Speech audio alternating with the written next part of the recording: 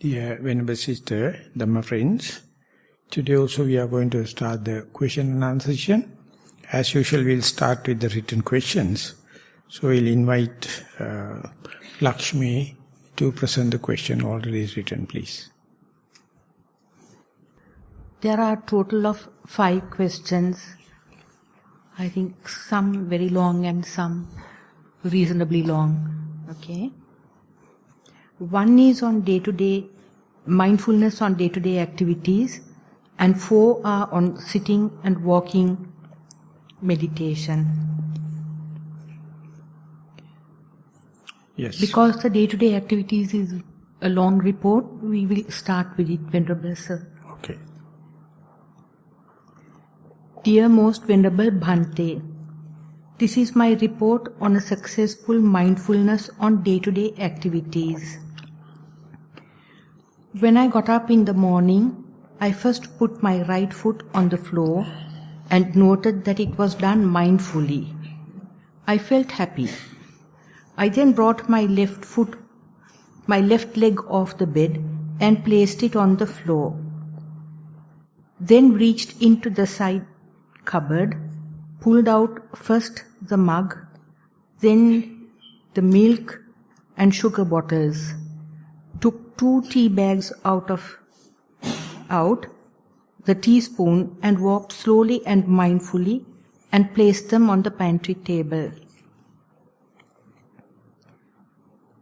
I turned slowly and walked left, right, noting the movement of my feet against the rough choir mat. It felt comfortable. Returned to the bed area and reached out for the bag with toiletries. Turned and went to the bathroom, put on the rubber slippers and cleaned the teeth, etc. I returned the bag to the usual place, selected the clothes to wear and got dressed. Returned to the pantry, walking slowly and mindfully, prepared and drank 2 cups of tea, washed the cup and teaspoon. Returned to my space with the milk and sugar and put them away. Next, took out a pile of dirty clothes and put them to wash.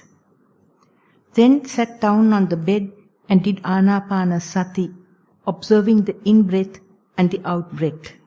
Sometimes at the nostrils, and sometimes this would shift naturally to rising and falling. Noted feeling calm and peaceful. Maintained alertness to the machine sound when clothes washing ended. Other sounds did not disturb me. When I heard the beep, I stood up, went to the machine, took the clothes out and carried them to the pantry while noting left, right, and the wetness of the clothes. Put them into the dryer, making sure large items and small items were mixed. Observed that it was a beautiful sunny day and that most yogis were at the Bomalua. Felt calm and happy. Continued to remain mindful. Did walking meditation on the choir mat and enjoyed the solitude, sunshine and calm. Went to lie down and observed the posture comfortable on the bed. Observed the feet feel happy and the neck feel comfortable. Exercised my toes, feet and lower spine for a few minutes. Switched to in and out breath. Noted inner chatter, but it did not disturb my mood. Then went walking slowly, mindfully to the pantry area and waited patiently for the clothes to finish drying. Opened the dryer door and took out the clothes and placed them on the pantry table. Observed their warmth and felt comfortable and happy. Observed that they were dry.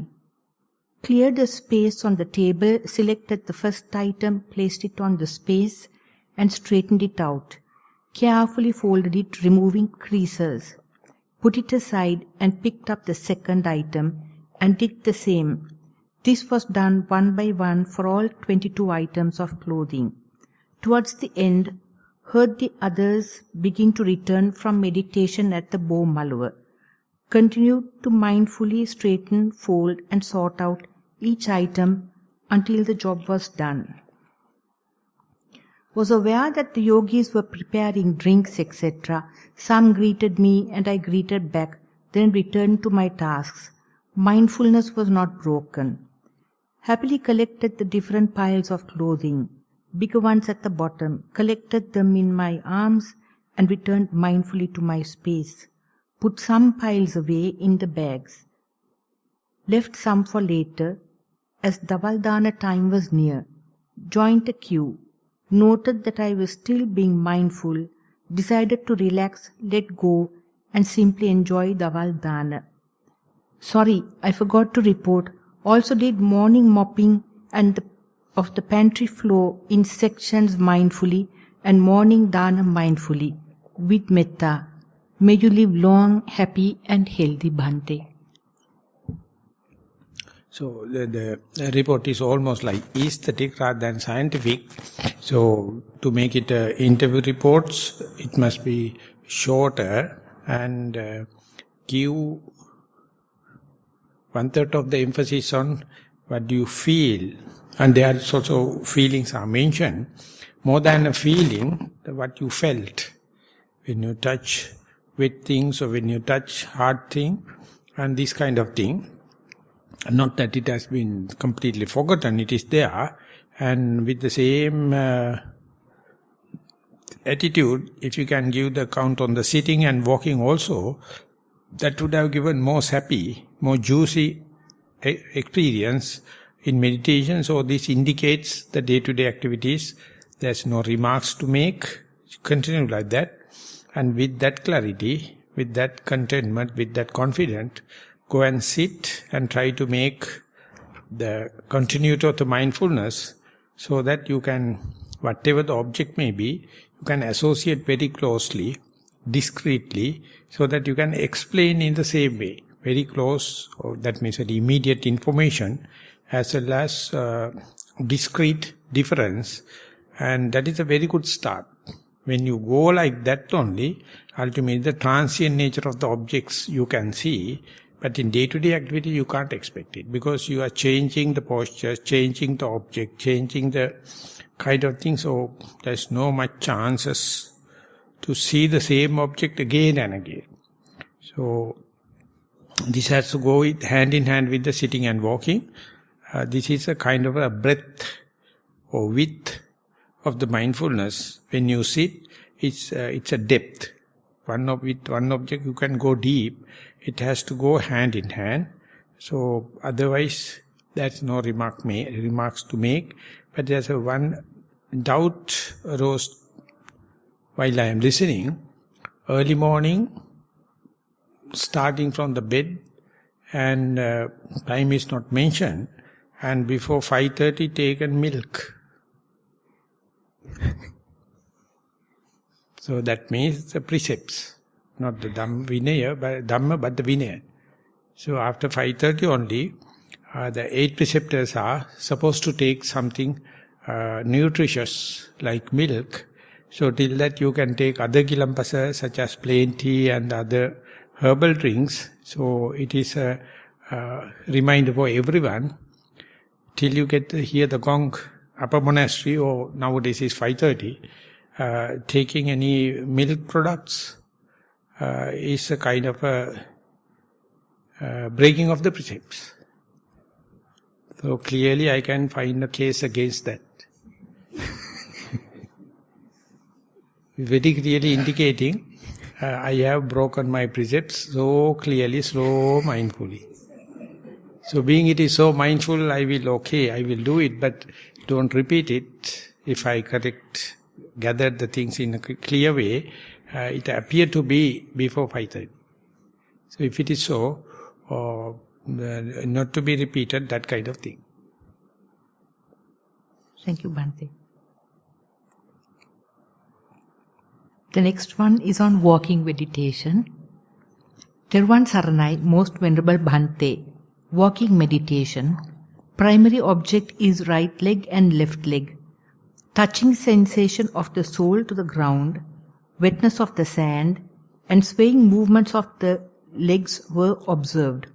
After a while, spontaneous walking was observed for 1 or 2 stretches in the sand path. Thereafter, I slowed down the speed of walking to observe the cessation phase of the walk in both legs, which I was doing for the last couple of days. As the meditation progressed this way, all of a sudden a stillness was observed. A stillness was observed. Stillness. Of touching the sole to the ground. It was a very deep and calm stillness in the mind. I observed the happiness of stillness. I continued the meditation and started observing the rising phase of walking as well, which I felt as unstilling compared to the deep stillness felt earlier. I felt as if activities of the body and mind are above, and beneath that there is deep stillness.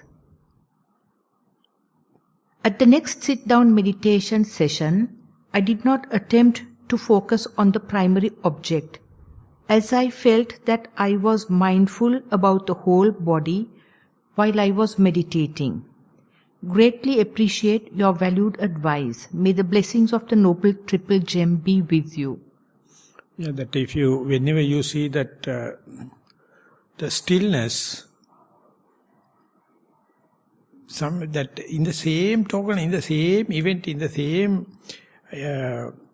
episode, the active nature also side by, or maybe one after the other. Whenever you see activated or agitated or dispersed kind of mind, the calmness also in the side by. So everything is everywhere and every time.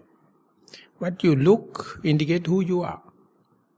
When you are looking from the very calm and quiet mind, you only see the calm side and you don't see or you don't recognize the active part. When your mind becomes agitated, it is shifting to only see the agitated part. You fail to see the calm mind. The horizon as well as the waves are always in the seashore. If you look at the horizon, it is calm. But you are not happy. You wish to see only the thin water with lot of activity. Then you see the waves. But still the horizon is there. So therefore, in the panoramic view, what you report and what you see and what you perceive indicate who you are. The panorama is exactly the same, morning to evening. And there's nothing to report. Calmness there, stillness there.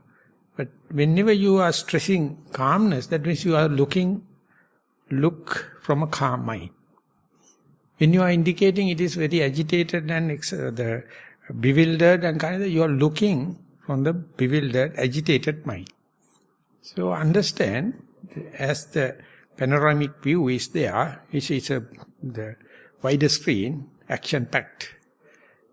What you see, or what you observe indicate what you express. So therefore, when you try to see the totality. Whenever you see totality, you don't feel like expressing because nothing to express, everything is there.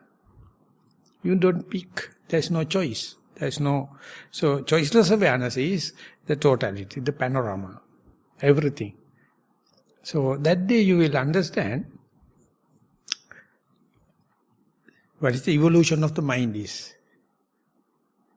So it may take aeons of time or years of time or months, depends.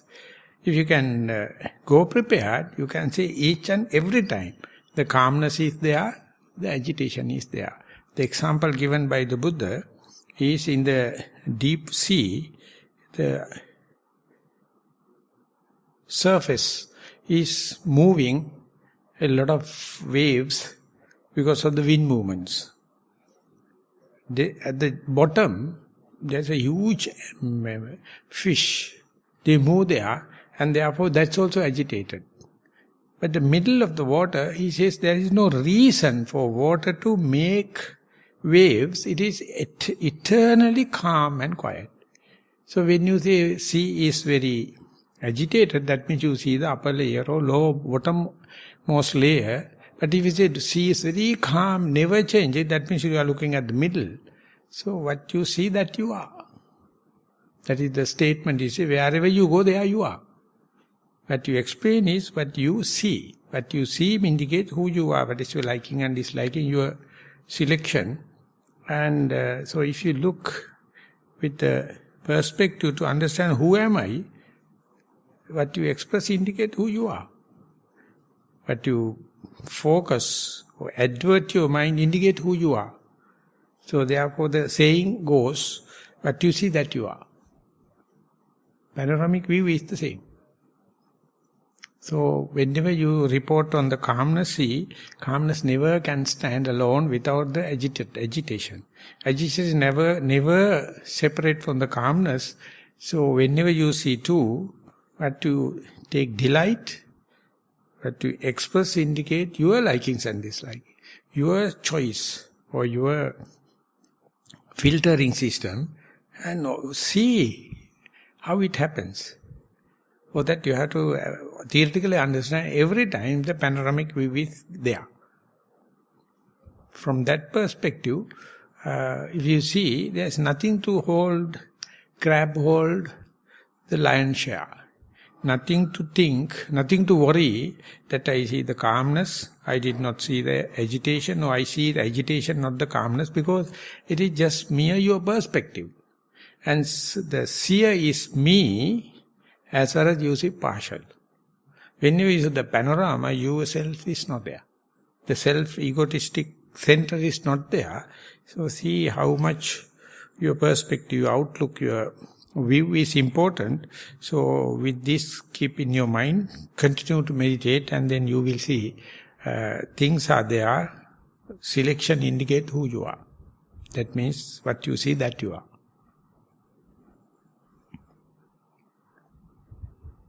The next is a question on sitting and walking meditation.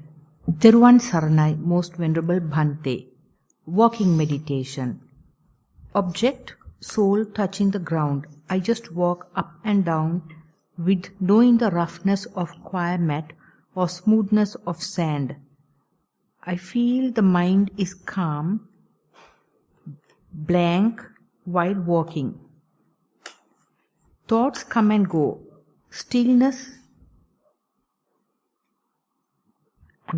Thoughts come and go. Sometimes thoughts run parallel with the steps. Almost all thoughts arise to show off the me, but mindfulness is steadfast. Further, while walking, I recognize and identify butterflies, snakes, etc. Also feel their beauty. But this is not a hindrance for mindfulness. Sitting meditation. Object, posture of the body. Close the eyes and aware the straight, vertical and symmetry of the body first. Then keep mind on I am here and now. Though I see to make sure the symmetry of the body, most of the time I feel the distortion of the body. I feel calm and emptiness as soon as sitting. Sometimes after slight sensation of breathing comes to emptiness. Throughout the sitting session, I feel the nothingness, and also known and unknown thoughts flow and vanish in this emptiness. I feel that this calmness becomes more and more severe, i.e., intensity of voidness increases. Meanwhile, I lose awareness, going to unknown place. I come to know about it by paining of a leg or a surrounding sound after a while. I have been in this unknown state where no any signals or sanya more than half an hour. In some sittings, I have experienced this several times. I don't know the exact moment of going to this state of unknown, but I knew once I went to that while observing stiffness or patavi, another time observing the pain of soul cramp. Swamin Wahansa, these are the experiences of meditation. Further, daily activities are mostly carried out with blank mind. I feel all activities pop out through the canvas. Meanwhile, hesitations, dislikes, disheartens, love, jealousy can be identified as they arise. They go off, keeping nothing behind. Feel the inside emptiness. Triple gem bless you, Bhante. Same to you. That's all. Continue like that, and then you are understanding with respect to the thing, you understand nothing. That's a very, very religious change, evolution, and don't try to attach to the nothing also, and nothing to say, don't try to attach the thing. So you have to understand they are happening by its own accord, and see the cause and effect relationship rather than thing is better than nothing or nothing is better than thing. So this is the next step. Once you familiarize, make the nothingness as your second nature, try not to attach to the thing or nothing. So that's just mere familiarization. It is not, it's a matter of time. When you keep on observing, you will not moved either by thing or nothing. So I would say, bless the triple gems, bless you, then same to you. Dear Venerable Bhante, this is on sitting and walking. Please receive my report of walking and sitting meditation. Walking meditation. My object of meditation were the soles of my feet. I felt the touch of my soles with the wet sand, left leg and right leg. My mind was wandering off now and then. I brought it back to the feet.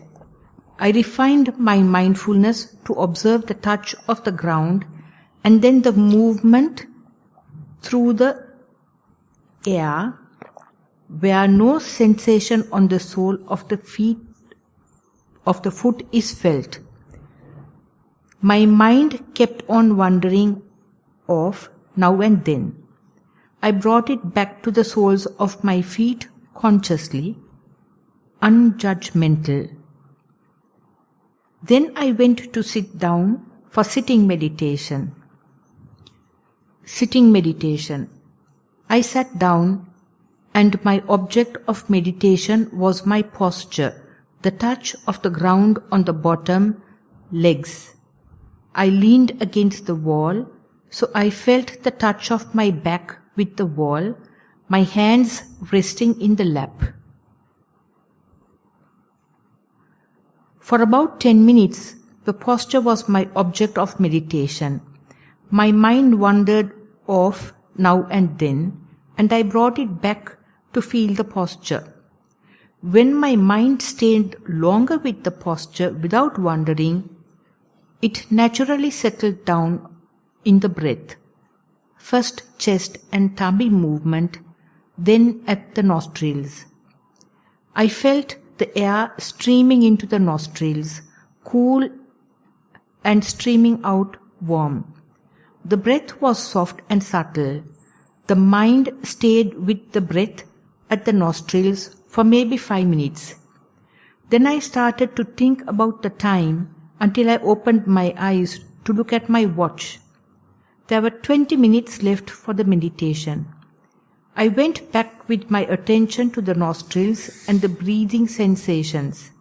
Now and then the mind wandered off, until there was again a period of maybe 5 minutes when it stayed with the breath at the nostrils. The breath was very subtle, but still I could feel very subtle sensations at the nostrils. Then it was time to end the meditation. May the blessings of the Triple Gem be with you. Thank you. Please give your advice for proceeding. So regarding the sitting meditation, you start with your posture, and then you can feel within the posture, the movement of the abdomen, chest, and the breath. So that is yet another part of your meditation, and later you start wandering here and there. Whenever you keep mindfulness in the breath, in the body or in the breath, when you are aware that you are wandering, if you have the equal mind without accusation or worries, that is an achievement. It is not natural mind to happen, that is a training. You are with the body, sometimes you are with the breath, sometimes you are with the wandering mind, but it is not me, not mine, not myself. You can just report without likings and disliking. So if that is happening, or if there is a trend towards that, practice in such a way, so much so, you just see mindfulness can be on the body, or on the breath, or on the thoughts, no problem, non-judgmental, unassuming, evenly suspended attention, and with suspended decision, then you find there is nothing to worry, there is no disappointment as such, because there is no appointment with your primary object. At the beginning to introduce mindfulness, there is. You take the primary object as your appointment. But later that also you let loose, and whatever the object arising, you know it's an object indicate you are mindful. Later only you can understand, even with nothingness, the mindfulness can exist. Not the thing, but with the nothingness. So therefore slowly, you learn the art how not to worry about. And that is the then and there Nibbana, or then and there liberation. And once that is being appreciated, the continuity of the same unaffected or unworrying mind, you can understand, and then you find that no one to complain. You are the person to get the benefit then and there. If you consider this as the situation without worries, without tension, and without neurosis, then you have to find the ways and means to multiply it.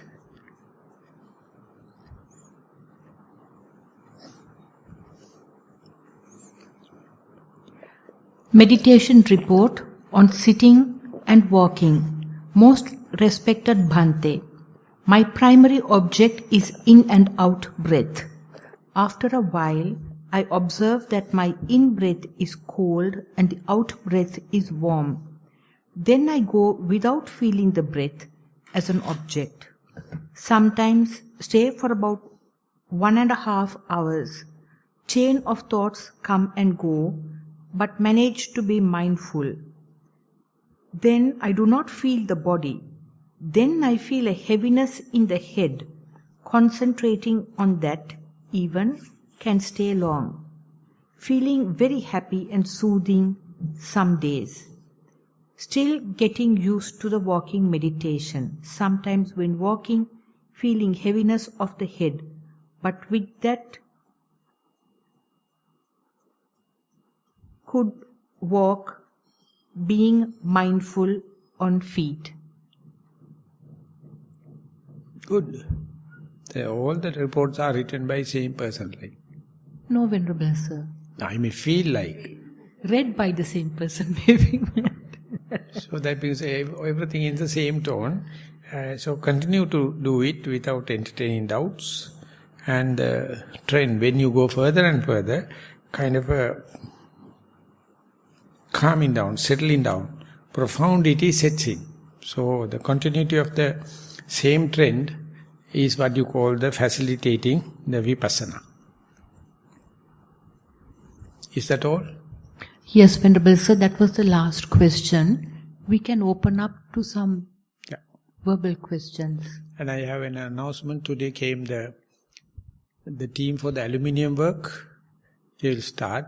If you find anything, any fittings is disturbed or need repairs, make a list please, and they will do free of charge. They will be here with us for a few days. So any aluminium fitting, you need repairs or remarks because the same people, and you won't believe everyone is Muslim. And such a big offer, and do the work unbelievably low rate. And so 4 days, please, if you find any fittings necessary, don't anyone talk to them, give it to Devika, and you have to prepare. If there is anything, I will do it, and they will do repairs. All the doors, simply aluminium work. Like these frames and all? Yes, everything. Yeah.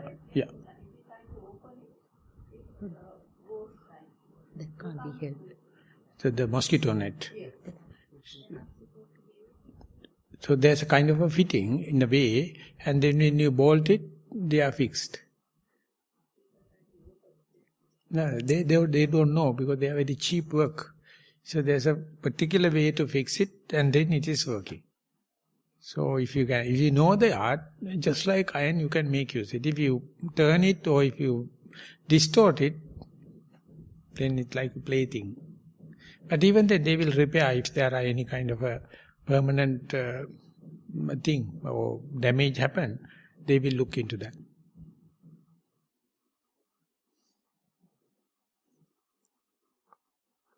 Any questions?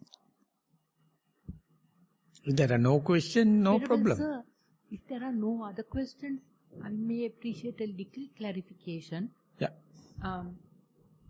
One is when you use the word feelings. Feeling. Yes. When you use the word feelings, Venerable Sir. Feeling, F-E-E-L. That's correct. Are we to restrict ourselves to physical feelings, or does it include emotional feelings as well? Depends, but the feeling means that the Vedana usually, in the simple translation, when you add the adjective, pleasurable feeling, painful feeling, as you mentioned, there are two, Vedana and the Buddha used physical Vedana, physical thing is called Vedana, the physical painful feeling or considered as dukkha, and mental painful feeling as domanassa, sukha, somanassa. So there are 4 terms, dukkha, domanassa, sukha, somanassa. Dukkha means physical and unpleasant feeling. Domanassa means mental unpleasant. Sukha means physical pleasant. And somanassa means physical, pleasant, mental. So that means everything involved, but the Vedana, there was an argument during the time of the Buddha, one person told only 2, pain and pleasure. Then another person mentioned, no, 3, no pain, no pleasure. And they were fighting. And another person came and told, you are not listening carefully, there are 5. The dukkha, domanassa, sukha, somanassa, adukkama sukha.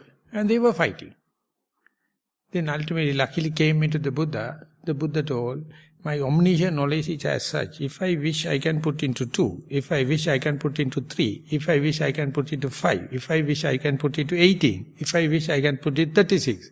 If I can wish, I can divide it and into 100. Why you bloody people are fighting? Because our mind is fixed. It says 2, person say 2, they can't accommodate 3.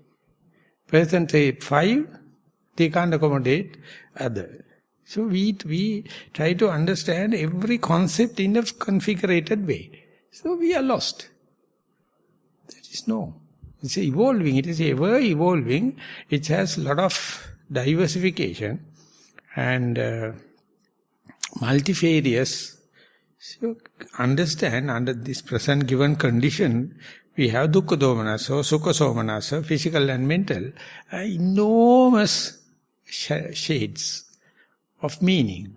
So that is what we call omniscient knowledge. Nothing is labelable, so transient. When you label it, next time you look at it, it is no more, it is gone. Gone forever. So when we are talking about the fixed things, we have to understand how much the ignorance, how much the miscommunication, how much misunderstanding happens. Because we can't, the object what we are talking about, even though we call rising and falling, before you finish the term, it is no more. And one day in the parliament, during the time of this war, one party was suggesting to import MiG jets. It's the fastest one. And the opposition told, MiG jets you can't use in Sri Lanka, because before you pronounce the name of the inventor, it would have crossed Sri Lanka. So fast. So landing and taking off, you can't do it. It's good for big continental. His name is so long.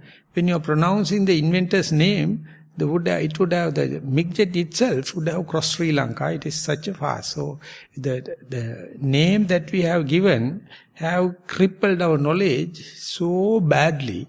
So now we are just working and dealing with only words, nothing reality. Reality is so transient. Okay, if there are no more questions, we can take time for walking meditation. And we'll be meeting here again at about 3 o'clock for the group sitting. Thank you very much for the participation for this question and answer session.